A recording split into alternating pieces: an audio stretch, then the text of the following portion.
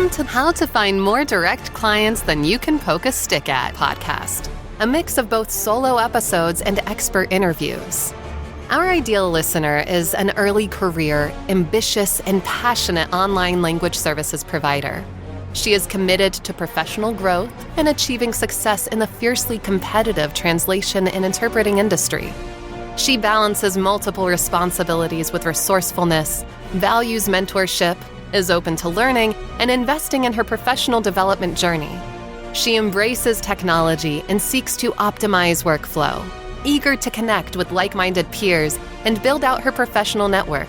She is determined to overcome challenges and become a sought-after freelance translator. And here's your host, medical translator and translator business mentor, Jason Willis-Lee. Tania Lines is a multilingual freelance translator with expertise in French, Spanish, and Italian, specializing in hospitality, travel, health, and pet care. With a master's in translation and a decade of European experience, she brings a deep understanding of cultures and languages to her work. Committed to continuous professional development, Tania is a proud member of several industry associations, ensuring excellence in every project. And welcome to How to Find More Direct Clients, another episode. And this podcast is hosted by myself, Jason Willis-Lee. This is the show that makes digital marketing easier and more fun using the perfect combo and just the right dose of business strategy and tech. I'm your host, Jason Willis-Lee. I love digital marketing. And today I'm so thrilled to welcome my colleague, Tania Lines. She is a highly experienced freelance translator, and she brings a very unique perspective to our episode today. Tania, welcome to the show. How are you today? I'm very well, thank you, Jason.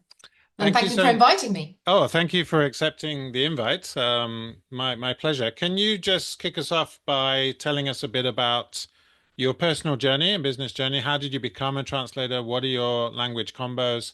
And what's your future? What's your vision for the future? How are you navigating all of this AI, taking our jobs type of thing? How are you leveraging AI? Just give us a bit of an intro to your personal journey.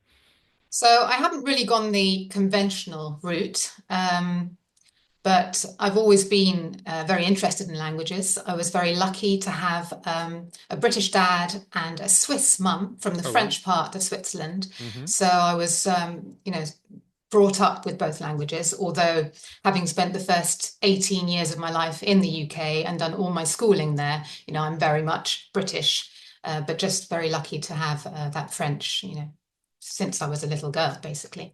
Yeah. And then I had a sort of moment when I was 18 when I dropped out of college and thought, I don't know what to do with my life. So I basically spent sort of 10, 15 years living in various European countries where I collected my languages. And it was only when I came back in the sort of early 2000s when I met my partner that I settled down and had my daughter. So I've always been working with languages, mostly in sort of companies. And it was only really when I got back that I decided that I should really do some studies because I hadn't gone to university. So I did my BA in Modern Language Studies and my MA in Translation in my 40s. Wow. So I've always been quite, not slow, but I've done things in my own time and in my own way. So I've got there eventually. So now I'm a freelance translator, have been since I did my MA, finished that in 2021. And since then I've been trying to feel my way through and try to learn as much as possible, especially on the business side, because that's really I'm not a natural when it comes to business. And I work from French, Spanish, and Italian into English.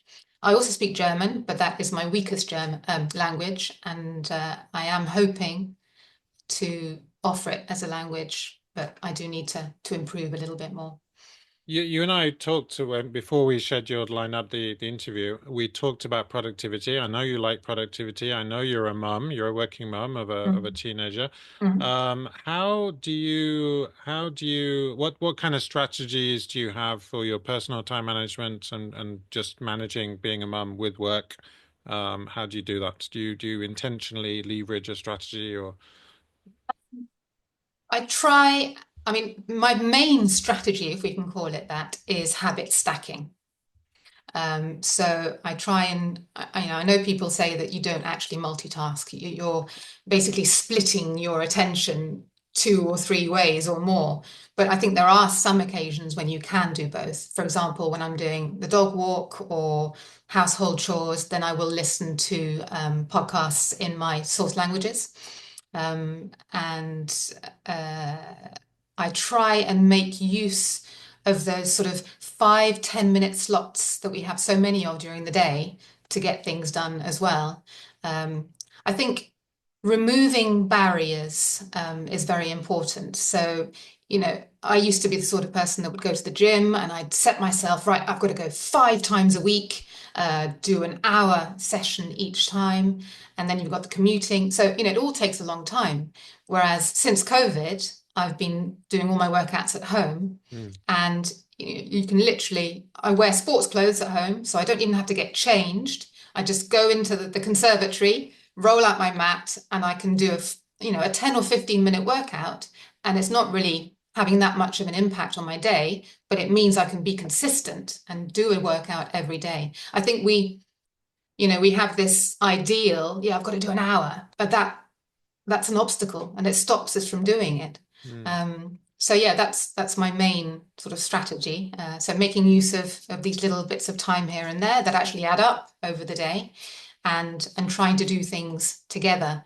I mean, in my workouts, I use YouTube, and I do them in French, Spanish, Italian, German. Not quite Russian yet, which I'm learning at the moment. But so yeah, I do find it easier now that my daughter is 16. I think you have 2 teenagers as well, don't you? I do, 15 and 17. So yours is Yeah. just in between mine. Yeah. Yeah. So she doesn't need me as much, but they're still taking her to college, picking her up, and then there's the dog that needs to be walked twice a day. So that does take up quite a lot of time during the day. But I think I have to accept that at the moment I have a limited capacity, and in the future that can change.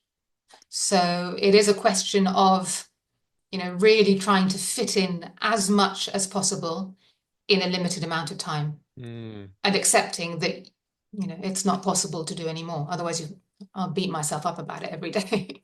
I don't have a dog, but I can imagine it must be a time suck having to walk the dog. Which camp do you fall into? Do you fall into the AI is taking my work camp and heavens above, what do I do? Or do you fall into camp B, AI is a productivity tool we can leverage to be more efficient and actually get more work done? I'm kind of in the middle. I've always been a late adopter when it comes to technology. I was talking to my daughter about this last night, actually. So I think smartphones came out around 2007. Yeah, that sounds right. Something like that. Yeah. I didn't get one until 7 years later. I have my normal phone, and I was just saying, no, I don't need it. And of course, when I got one, I just thought, wow, I couldn't be without it now, or I wouldn't want to be without it now. Yeah. It's for listening to podcasts. It's for keeping an eye on where my daughter is. It has so many convenient, so many pros to it. So I'm a bit like that with AI, to answer your question. I'm a bit worried about it affecting the public's perception of what we as translators do. If we know what we do, we know how challenging it is, how difficult it is, that it's not just replacing one word with another. Yeah. But if the public are going to think that machines can do it, then that's a problem. I've only recently started using a cat tool, mainly for the term bases and translation memories. And it's like, wow, before I used to put everything in an Excel spreadsheet, and it's so much easier with the auto suggest. Which tool do you use? I use MemoQ. I tried with Trados. I actually got a subscription to Trados for my MA. It was to show that actually machine translation is not the way to go when you're translating tourism texts. That's why I used it, to replicate machine translation. But but I never really got the hang of it. So I decided to try MemoQ, and for me, it works a lot better. I find it a lot more user-friendly. Which one do you use? I use Mercure. I also use Mm, Trados. I actually just got back from Elia together, and I met one of the mm, founding members of founders of Memicure, a yeah. very clever Hungarian called Istan, and he Mhm. sold his shares, and he's now launched a company called Be Lazy. I Mm. think he owns over half of that company. So yeah, very interesting conversation. Do you use any productivity tools? Is there a tool or a strategy you can't really do without? I mean, you mentioned your iPhone. Is there something that helps you leverage time or sort of buy back time for yourself? That for me is my virtual assistant. I have because I do dabble in products, and I do courses and books and things. So I have a virtual assistant. Do you have some system in place that helps you buy back time for yourself to be more productive? Not really. The only thing I've used since I started freelancing is Toggle. So I track Hmm. my time religiously. And in Great. fact, I did a little experiment last year and I tracked everything from like 9 in the morning to 9 in the evening, whether Mm. they were work or not, Hmm. CPD, marketing, prospecting. And I got a really good insight into how I spend my time. Um, and it gave me yeah, I realized that I spend too much time on the CPD side, Hmm. and that I'm really neglecting the whole prospecting and marketing side to my Mm. business. Um, but yes, I mean, Toggle is great because, I know exactly the sort of texts that take me longer. It can help me with pricing. It's just, I wouldn't be without it. Yeah. Apart from that, to be honest, I can't really think of anything that I use to help me be more productive. I mean, I am lucky that I am very disciplined. That helps. Um, but obviously, I think when it comes to AI, it's it's certainly going to help us, just like every single bit of technology. If you think about um, all of the conveniences. I'm very glad I don't have to wash my laundry by hand.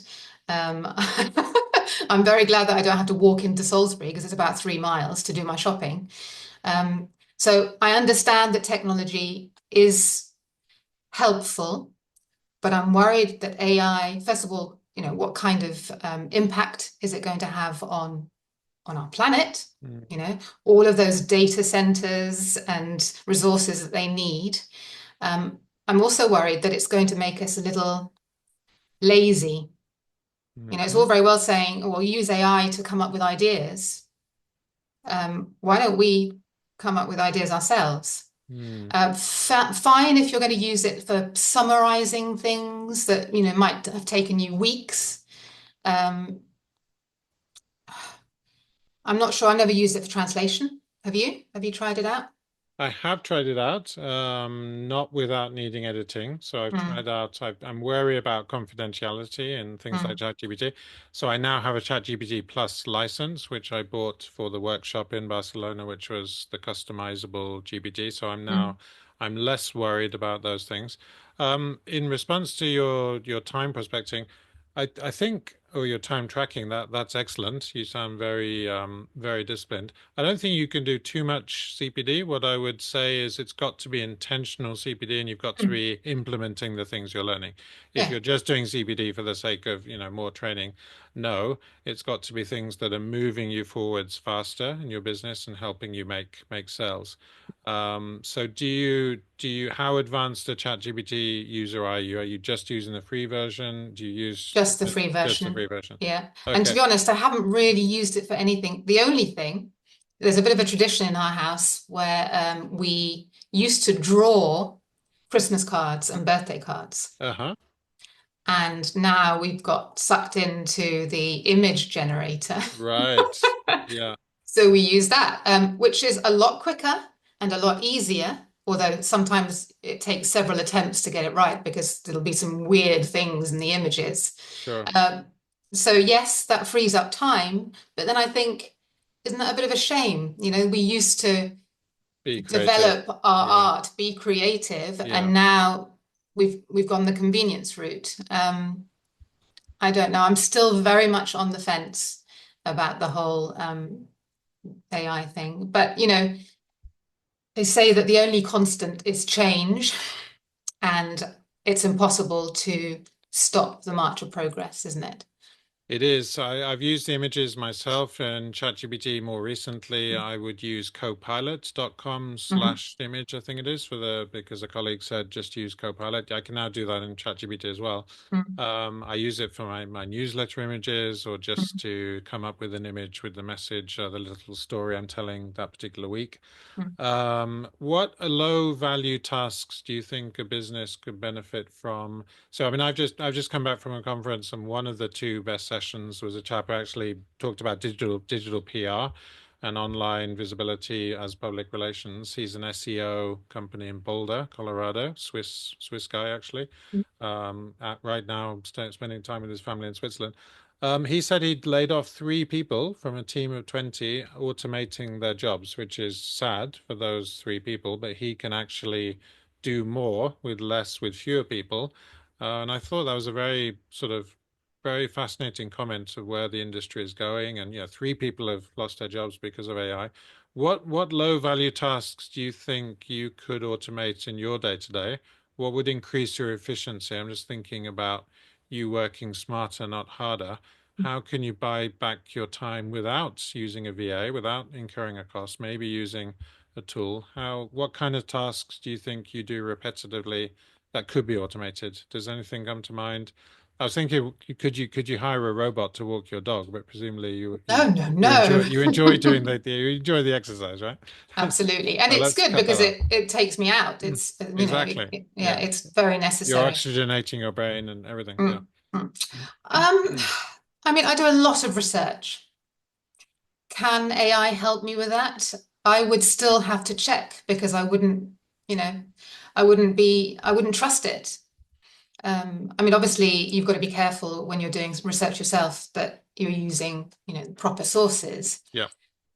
Would it save time? I don't know. Um, Low value repetitive thing. Maybe templates Mm, for contacting clients, but even then you'd have to, personalize each one. sure. Customize. Yeah. Yeah. Yeah, non-billed client communication, perhaps something like that.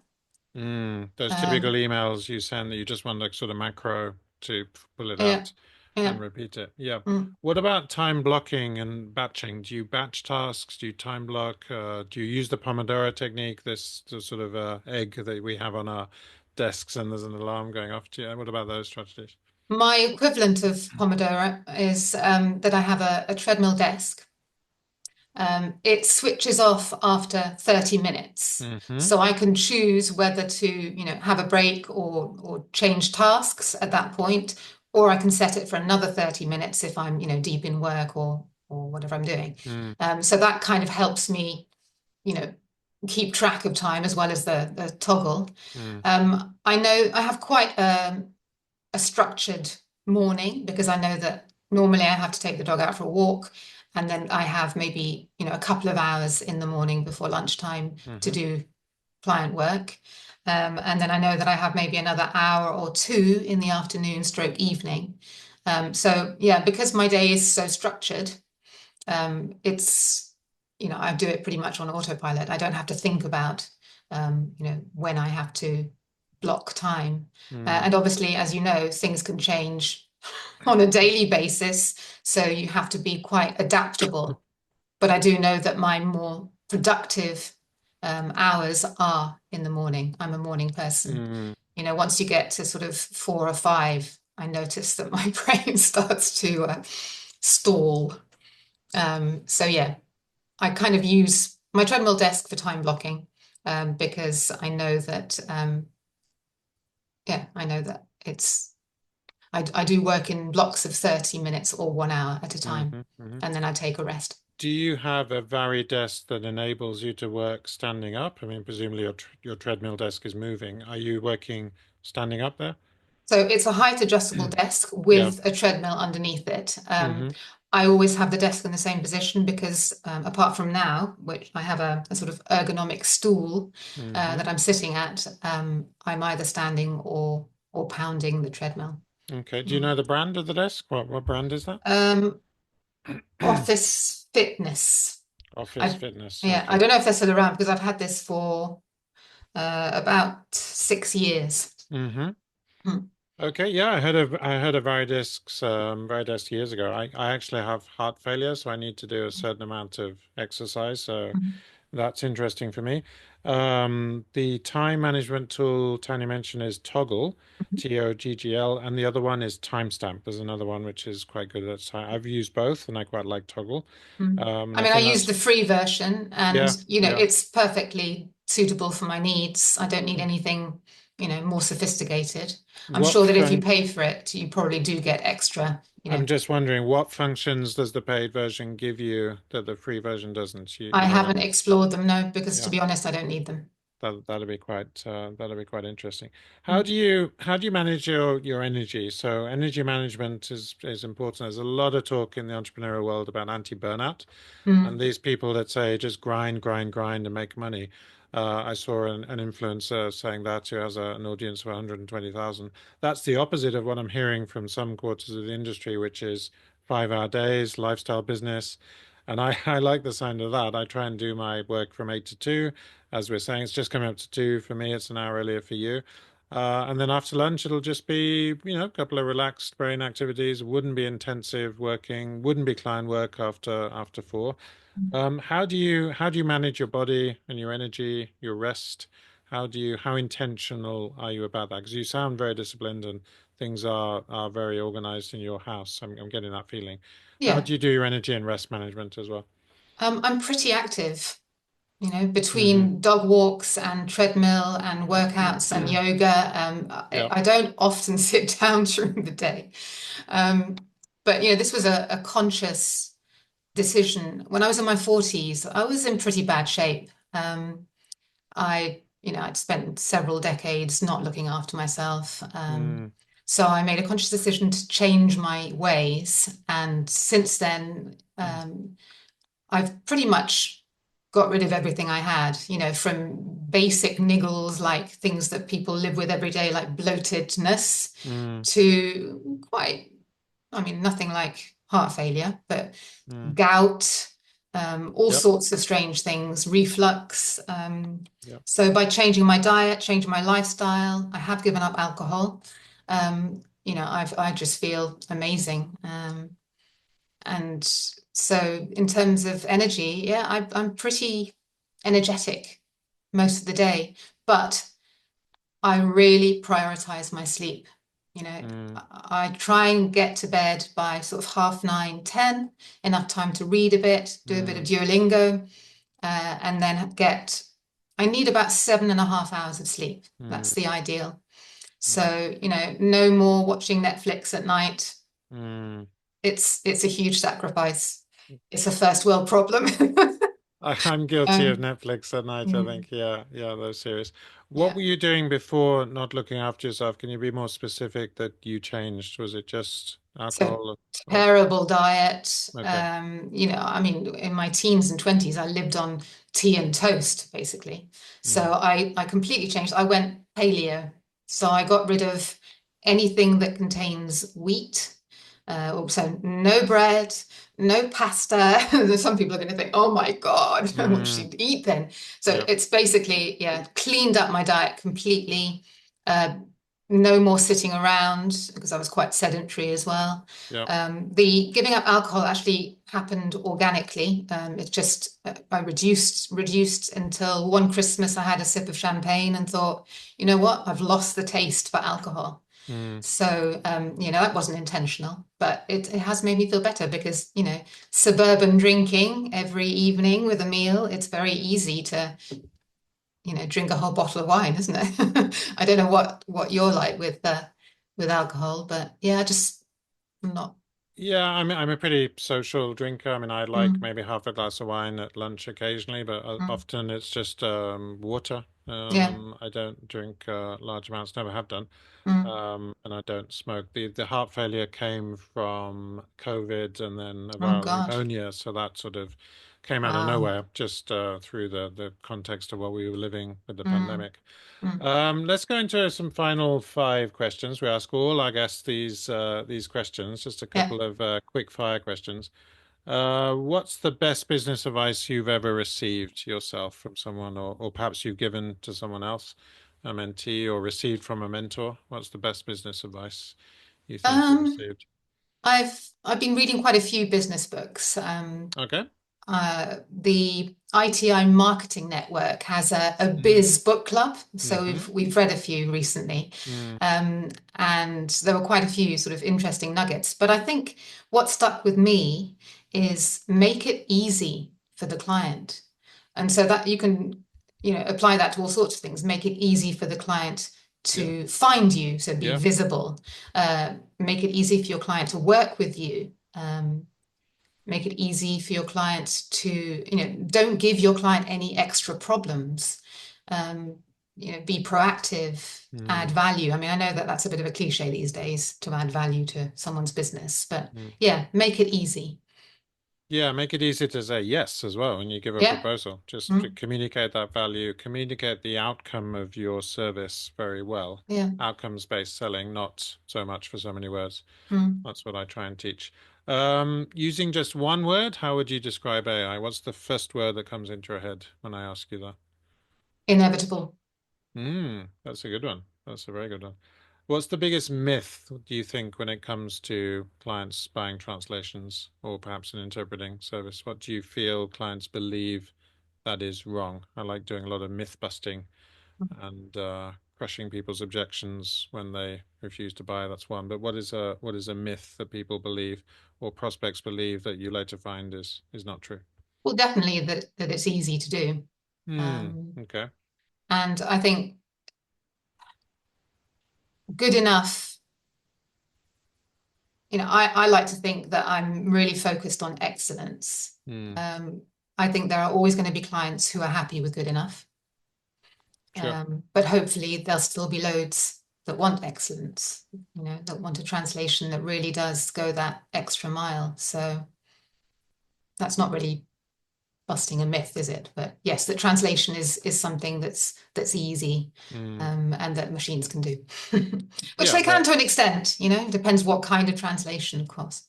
machines will only get you so far. So you Mm, need to be striving for those clients who do want us to go the extra mm, mile. And mm. finally, one more. What's the best investment you've ever made? What's the best investment you've ever made? Um, it's probably not what you're expecting, but investing in my health. That's a good one. Yeah. Because without your health, I mean, I'm sure you know this, there's no business really, is there? Well, certainly not the business that you'd like. What did you think I was expecting you to say? A business investment. Yeah, Yeah. yeah. Yeah. No, I think investing in your health is a business investment because Mm, without health, you don't have an economy. So no. that's fantastic. Tania, any final thoughts or a key takeaway you'd like to share with our audience? Most of our audience are freelance translators. There's a few interpreters, a few copywriters out there. Any final takeaway or one key notable nugget that you'd like to share? You put me on the spot there, Jason. I don't know. Well, hopefully AI, at the moment, I've been amazed by the translator, interpreter community. Hmm. Everyone is so supportive, and we don't see each other as competitors. But is AI going to change that? Um, don't let it, please. Mm, That's my last comment. I just really hope that, yes, okay, we'll get to the point where most of us will need to use it in some capacity, yeah. because there's that, saying that is going around that translators won't be replaced by machines, they'll be replaced by translators who use machines. Hmm. Yeah. But hopefully in the same way as you get, a craftsperson making an amazing chair, or, a flat pack piece of furniture, that there'll always be demand for both. You get the cheap, good enough version, and then you get the expensive but really well-crafted version. So hopefully there'll be enough space in the industry for everyone's needs. What is the best place for my listeners to connect with Tania Lines? Is it on LinkedIn? Is it Instagram? Yeah, LinkedIn is the only platform I'm on. That's enough for me. Thank you very much. You're a one platform person. Definitely. That's very good. I like that. All right. Thank you so much for joining me. Let's wrap it up for today's episode of How to Find More Direct Clients. Stay tuned for more engaging discussions on the ever-evolving landscape of language and digital marketing. Until next time, do stay on your game and don't forget to future-proof your career in the AI era. See you on the next episode. Bye from us both. Bye. Here's a fun fact about Jason. Jason loves reading John Grisham thrillers in his spare time.